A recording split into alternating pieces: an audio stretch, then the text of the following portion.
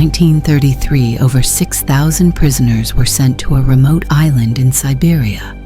No shelter, no tools, no food. Within weeks, thousands were dead. Some were murdered, some starved, some were eaten.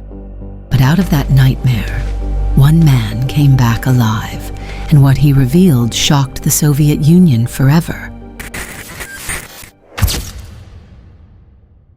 The island was called Nazino, a small strip of land in the middle of a freezing Siberian river. Cold winds, endless forest, no civilization for miles.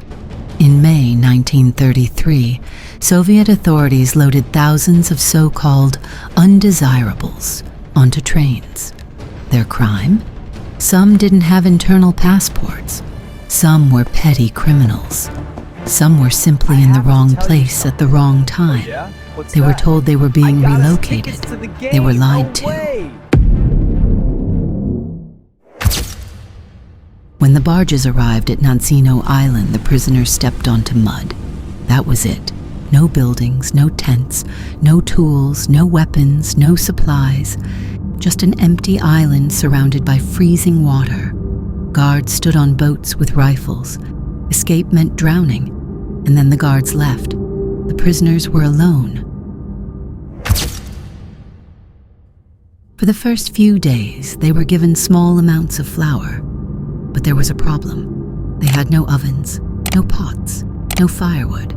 Desperate, people mixed flour with river water and drank it raw. It caused sickness. Dysentery spread quickly. People grew weak. The strong began forming gangs. And the weak became targets. Humanity collapses. By the second week, bodies were everywhere. No one buried the dead. There was no strength left. The guards rarely came ashore. They heard screams at night, but they didn't interfere. Then something worse began.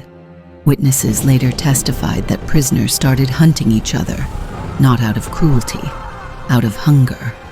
The horror survivors described gangs cutting living victims. Some victims were tied to trees. Pieces were taken slowly to keep them alive longer. The island turned into something beyond prison. It became a lawless nightmare.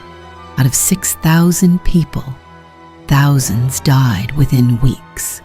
The river carried bodies downstream. Villagers nearby reported finding human remains floating in the water. The survivor among those prisoners was a man whose name was later recorded in Soviet archives. He was not a criminal. He had been arrested for not carrying proper documents. He was weak when he arrived, but he did something different. He stayed invisible. He avoided gangs. He shared scraps with others who were quiet and nonviolent. He waited. One night, during a storm, when visibility was low, a small group made a decision. They would try to swim. The river was freezing. The current was strong. Guards usually shot escapees, but that night the storm covered the sound. Most drowned, but a few reached the forest, and one of them kept walking. For days, hungry, weak, bleeding, but alive. When he finally reached a rural settlement, he collapsed. Villagers were shocked by his condition.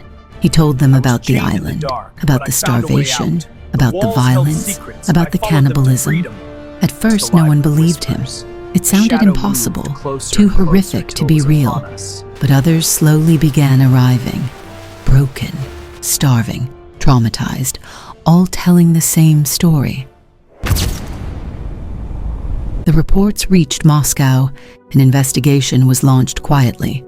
Officials visited Nazino. They found bones, shallow graves, survivors barely alive, out of over 6,000 deported. Only around 2,000 remained. The rest were dead. The operation was declared a failure. The project was abandoned, and the story was buried. For decades. The survivor lived, but he never forgot. Nazino became known as Cannibal Island. It remained hidden in Soviet archives until the late 20th century. Today, it stands as one of the darkest examples of what happens when power ignores humanity. An island where thousands disappeared and only a few came back. History is full of prisons, but some prisons were never meant to hold people. They were meant to erase them. Nazino was one of them, and if even one man had not survived, the world might never have known what happened there.